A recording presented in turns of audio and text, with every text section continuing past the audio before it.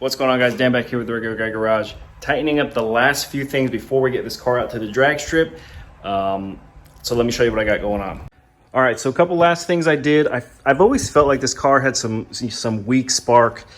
So I just did a full tune-up. I did a ignition coil, wires, all new plugs again. Check the timing. Everything seems good now. The car is running a little bit better, a little bit smoother.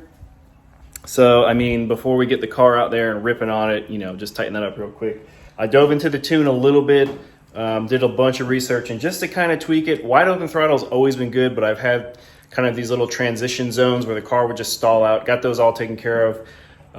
Nothing crazy, super interesting, which is why I didn't really film it. And plus, kind of helps me concentrate when I just put the camera down and start working at it.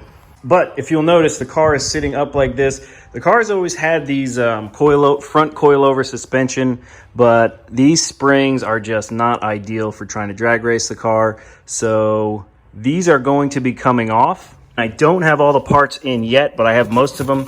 What I have, these are a set of caster camber plates. And then I have a set of, these are Viking Performance springs. These are 150-pound springs. They are ideal for drag racing. And then the UPR coilover kit. And then coming in with that, I have a set of strange adjustable front struts for the car, which is good. The coilover kit's going to go on. Additionally, I have a bump steer kit just to make sure the suspension geometry is all set right. And what I think really is one of the things that people neglect with building a race car or a drag car, whatever, even a fun street car, whatever this is going to be, is they neglect the suspension. Now, if you already don't know, the car has, stock style suspension, didn't really modify anything, but I do have drag specific suspension components for the rear. Did put the tailpipes back on just for now. But anyway, so the springs that I have are a Team Z drag specific spring, and then the rear shocks that I have are Viking Crusader double adjustable shocks. And then so essentially those shocks with the right setting paired with the front shocks on the right setting, that's going to really help us transfer all the weight to the rear. And the way that this car's set up with the tire, the suspension, the amount of horsepower, this thing should have absolutely zero issue. We're not going to really spin the tires at all, I don't think. It'll just go down the track, and I think we'll get a nice true number at, hey, what does this setup actually do? Front wheel off, what we're going to go ahead and do is pull off this front strut coilover assembly. This coilover is not made for drag racing at all, so we're going to get rid of it. It doesn't really help weight transfer. So pretty simple. I've done this before on the channel. Essentially what we're going to do is I'm going to take the brake off caliper, a brake caliper, and then the this bracket here, just kind of set them out of the way. I'll pull the rotor off, and then I'm going to drop the tie rod end because I got a bump steer kit for this, so this is going to go away, and then I can go ahead and loosen up this stuff. So I actually didn't even have to take off the brake caliper. I just took off the strut to spindle bolts, and it's kind of just laying out of the way, right? The brake, the whole assembly just kind of hanging out of the way a little bit. So I'm going to go ahead and move to the top. We're going to take these 3 bolts off right here, and then this whole assembly should just fall right out.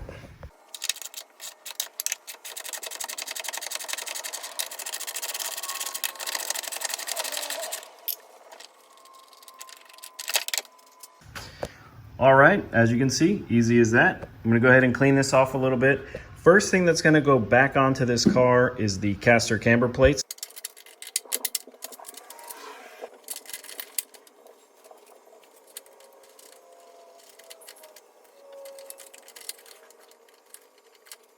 All right, guys, so I got the caster camber plate, pretty much just set up. It's gotta be put in loose, and then we'll make our adjustments at the end. But I got to get the strange front shocks out, along with the UPR coilover kit here for the front. I get those all set up, get the appropriate spacer on, slide them up into here, get it all tightened down, and then we'll move on to the other side. All right, so this UPR coilover kit, relatively simple to put together. Basically, you take your strange strut, I remove this little piece right here, slide this piece right here down. It's got a little little catch that goes up over the mount here. So this will not spin now. I threaded the collar all the way down so I can, you know, just put the spring on. So then slide the spring on. All right, and then essentially what you're gonna do, you got this top collar right here. This is gonna get a bearing race. Then your actual bearing is gonna go in. I'm gonna put a little bit of grease on it. It didn't say to, but just in case. And then I already got, so then the other top bearing race. All of this will essentially slide, and this is easier without holding a camera. So basically you can just stack everything on top like that.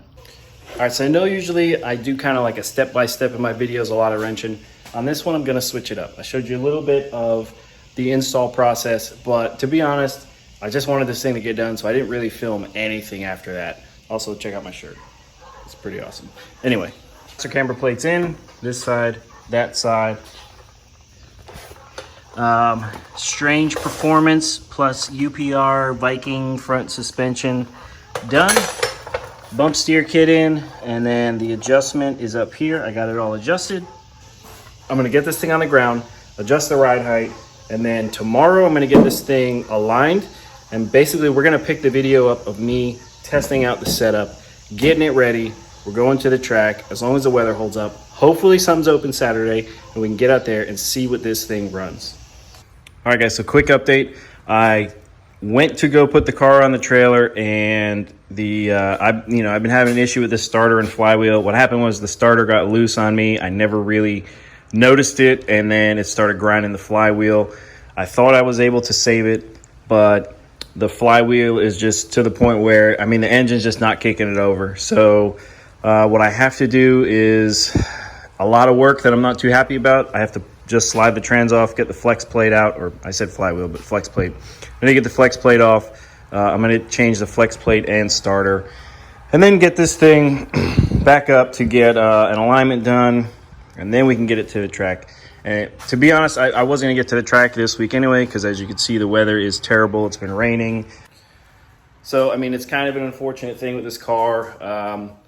You know, I want to get this car to the track. I want to start getting some actual like action videos instead of just me, you know, turning wrenches and talking all the time. But I mean, it is what it is. You know, for those who follow along, you know, this is the journey of me building this car. And I appreciate you guys following along and being patient to see what this thing actually runs. But the setup that we got now, we're basically, once I change this flywheel and starter, I mean, the car is ready to go. We're ready to get down there. I mean, obviously the alignment too, but whatever, that's not a huge deal. You know, we're ready to get down the track, see what it does, and then start making changes and see what improves, what doesn't improve, you know, just start messing with this thing. And I want to get this car to be as fast as I possibly can before I start making actual, you know, engine modification changes. So that's where we're at. Anyway, if you guys like this video, be sure to give it a thumbs up. If you're new to the channel, be sure to subscribe. Check out the playlist for this build. You know, I got other builds too. I've done Camaros, other Mustangs, whatever. As always, thanks for watching, and we'll see you on the next one. But as you can see, flex plate's out.